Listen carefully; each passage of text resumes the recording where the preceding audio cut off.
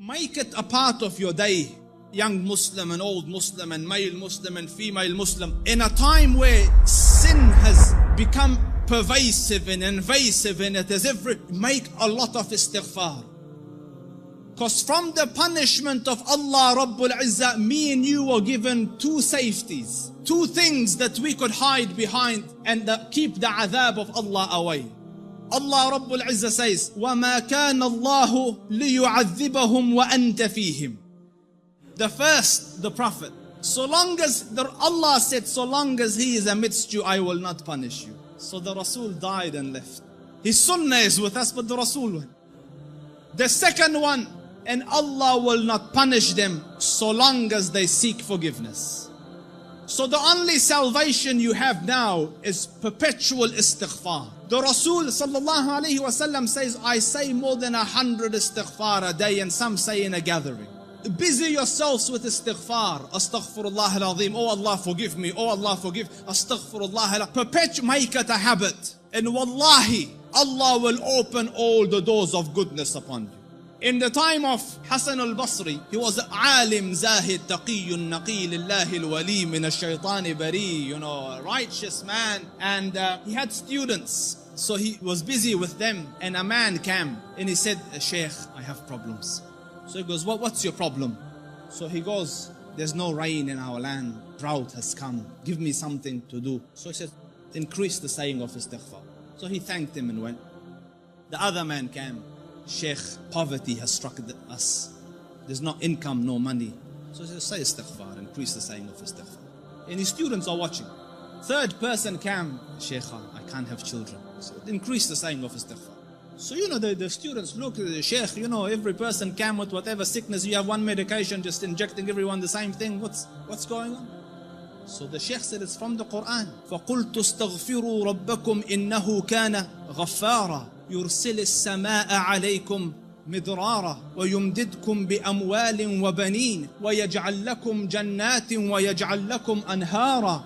Make istighfar of Allah. Allah will send the sky down with helpful rain for you. He will bestow you with wealth and progeny and make your gardens grow, and around it springs of water will come. All for the saying of istighfar and the returning to Allah Rabbul Izzah with seeking forgiveness of Allah Rabbul Izzah. Make istighfar, Muslims. Amidst the scholars of the past, one of the famous ones is Ahmad ibn Hanbal. They call him the Imam of Ahlul Sunnah. And such a giant of an Imam, some of the people in his madhab say that no one served the religion after Abu Bakr radiallahu anhu more than Ahmad ibn Hanbal. Because just in the days of Mihna, for years he took imprisonment and house arrest, but he would not budge on his stance on the deen. So his fame and repute extended across the Muslim land. Everyone knew him, but there was no selfies in those days, you couldn't share a picture. So no one knew. Few people around him and his students and the Ahl al-Ilm knew what the Shaykh looked like. Most people hadn't seen him, but they had heard about him. So Imam Ahmad went on a travel from his city to another city. And when he reached that city, night befell him. He was in a masjid.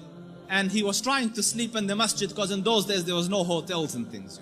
So the guard came and he said, get out of the masjid. So he said, listen, I'm a traveler. I don't have anywhere to go. I will just be here till tomorrow and then I will be on my way. So he said, no, get out. So the Shaykh went and sat outside the door. Can you imagine? This was a man, who, when he used to walk, hundreds would be walking with him and they would kiss his head and hold his books. Hey, Imam Ahmad was Imam Ahmad. Now he's sitting at the door of the masjid. So he looks at him, he goes, didn't I tell you to go? He goes, I'm outside. He goes, no, get out. So he said, listen, it's just... So he said he held the Imam from his leg and dragged him onto the street.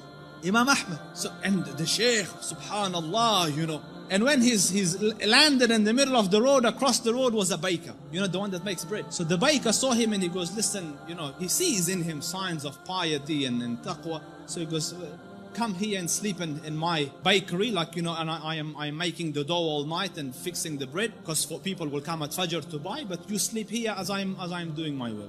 So the Imam thanked him and went and laid down, but he's watching him, that every time he makes the dough, he says, Astaghfirullah, Astaghfirullah, Astaghfirullah. And as he's making Astaghfirullah, Astaghfirullah. So all night he saw this man, Istighfar, Istighfar, Istighfar. So He went to him, he goes, for how long have you been on this practice?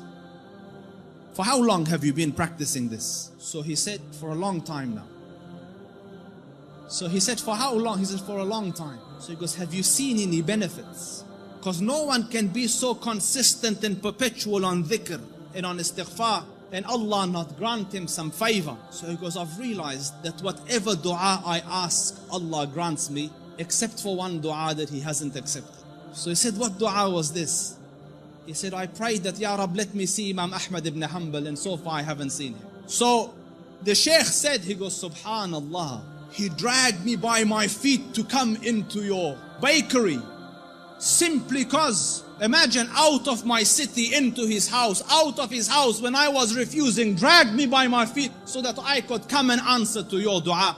فقلت استغفروا ربكم إنه كان غفارا يرسل السماء عليكم مدرارا ويمددكم بأموال وبنين ويجعل لكم جنات ويجعل لكم أنهارا. My dear brothers, turn to Allah Rabbul Izzah. Wallahi, I don't say this as a nice to say, but all of the problems to all your answers is Allah Rabbul Izzah. Your refuge from every difficulty is Allah Rabbul Izzah. Turn to Him with Wallahi, turn once to Allah Rabbul Izzah, and you will find your Lord more merciful and more accommodating and more accepting than the kindest of the kind of this world.